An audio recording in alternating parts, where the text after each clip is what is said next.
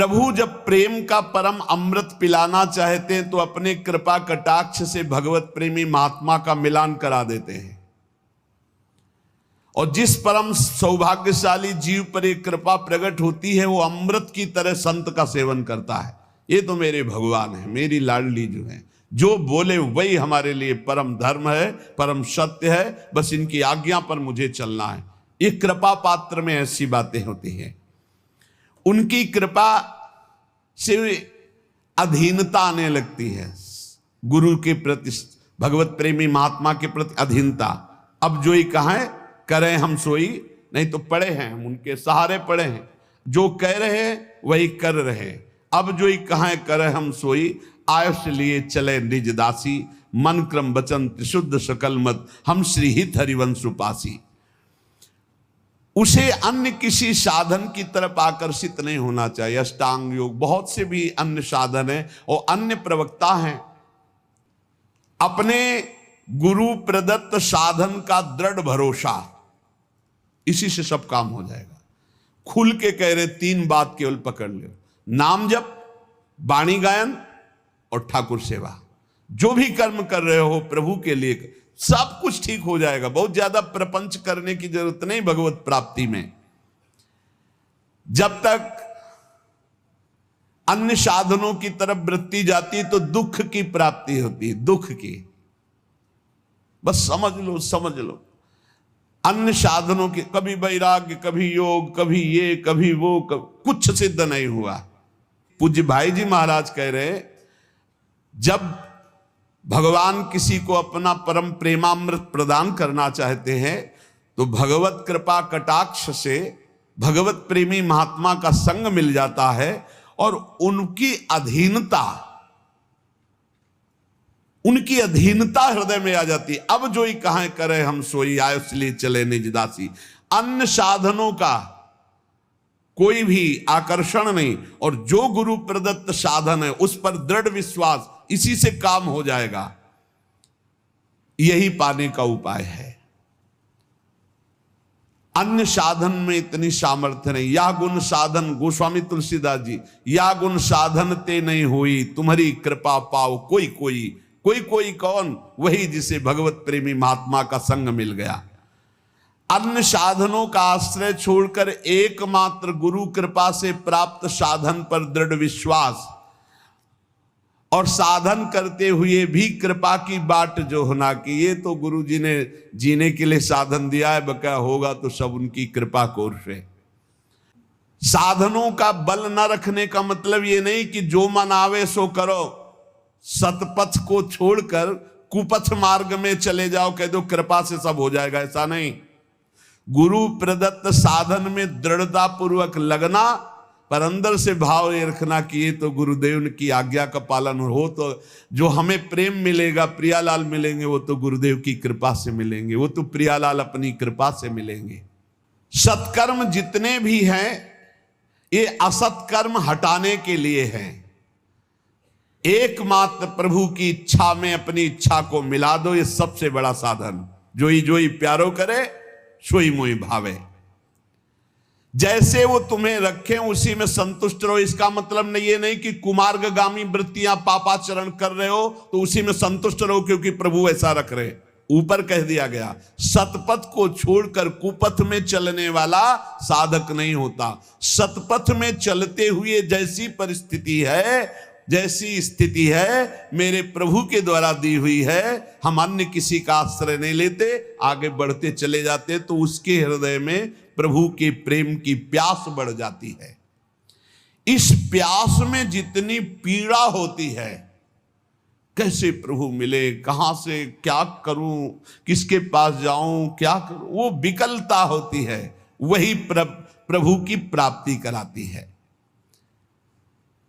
बिना राग रहित हुए अनुराग आता ही नहीं है। जगत में वस्तु व्यक्ति स्थान से राग है तो अनुराग प्रभु में कैसे हो सकता है। इसलिए भगवान वैरागी प्रेमी रसिक महापुरुष का संग देते हैं। प्रेम के अतिरिक्त और कोई चर्चा नहीं, प्रेम के अतिरिक्त और कोई चाह नहीं, प्रेम के अतिरिक्त और कोई कल्पना भी ना आवे, इसीलिए सत्संग देते। रोज नया सत्संग आपको नवीन जीवन प्रदान करता है। चाहे स्त्री शरीर हो या पुरुष शरीर हो, सबका अधिकार है इसी जन्म में भगवत प्रेम प्राप्त करके आवागमन से मुक्त होना। पर काम गंध का लेस मात्र भी दोष नहीं रह जाना चाहिए। प्रीतम के सुख की भावना करने के लिए देह सुख का त्याग, अपने सुख का त्याग और महान दुखों को गले लगाने का अभ्यास। घबराना नहीं चाहिए, भयभीत नहीं होना चाहिए। दुख के लिए भयभीत नहीं, आओ तुम्हारा स्वागत है दुख, क्योंकि मुझे पता है तुम प्रभु की शरणागति पुष्ट करोगे और प्रभु का भजन बढ़ाओगे।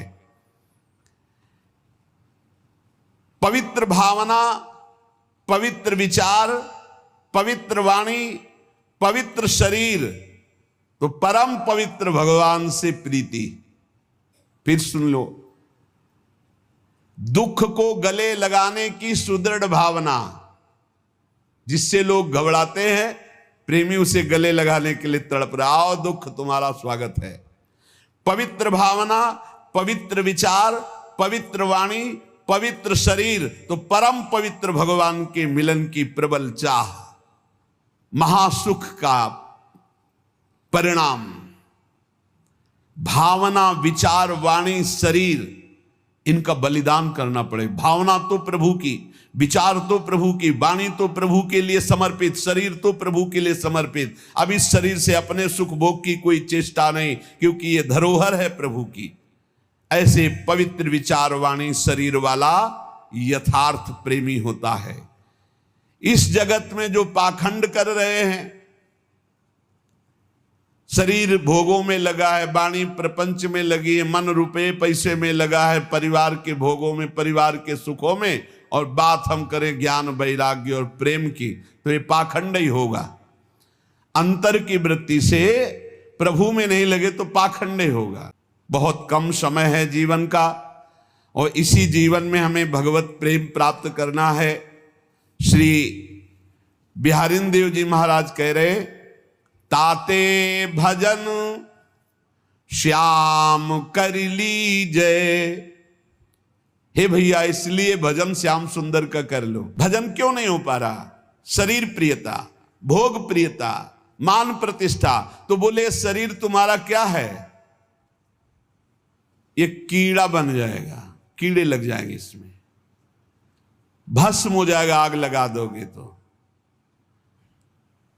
और अगर बाहर फेंक दिए तो कौआ पक्षी खा करके बीट कर देंगे, और इसकी कोई गति नहीं। जिस शरीर को बहुत प्यार कर रहे हो, बीट, कृमि, भस्म, सहजता के गुण तब ही कहा ले की जय। काहे को इतना शरीर को प्यार करते हो कि पापाचरण में उतर गए, मनमानी भोगाचरण करके पाप कमा रहे हो। ये शरीर किसी काम में नहीं आएगा।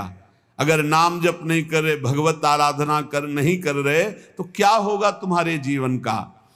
ऐसे ही घटत अम्बु अंजलि लो, तैसे ये तन छीजे। जैसे अंजुली कस के बांध लो, पानी भर लो, तो आप देखोगे आप बांधे ही रहोगे और वो पानी खत्म हो जाएगा। ऐसे तुम्हारी आयु खत्म हो रही। जीवो अल्प विकल्प परे घट घुन ज्यों दारु चरी जय। जैसे गेहूं में घुन लग जाए तो पता नहीं चलता, अंदर से खोखला कर देता है। ऐसे अंदर से हम खोखले होते जा रहे, हमारी श्वासें नष्ट होती चली जा रही, मरना पड़ेगा। कोई भी हो, एक दिन विचार करो। नारायण स्वामी एक दोहे में कह रहे, दो बातन को भूल मत, जो चाहे कल्याण, नारायण एक मौत को दूजे श्री भगवान। भगवान को याद करो और मौत को याद करो, आखिरी दिन आने वाला है।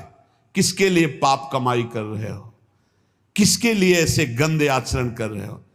शरीर को पुष्ट करने के लिए दूसरे जीवों का मांस खा रहे हो। तुम्हारा शरीर किस काम में आएगा? अरे आग बन जाएगा या कीड़ा लग जाएंगे, और क्या होगा इसका? कि इस काम में आएगा इसका ज्यादा गर्व मत करो, अभिमान मत करो। तुम्हारे पास अभिमान लायक कुछ है नहीं। जिनके पास था वो भी मिट्टी में मिल गए। सास बाव दस बदन आदि नृप बचे न काल बलीते, मन पछतई है अवसर बीते।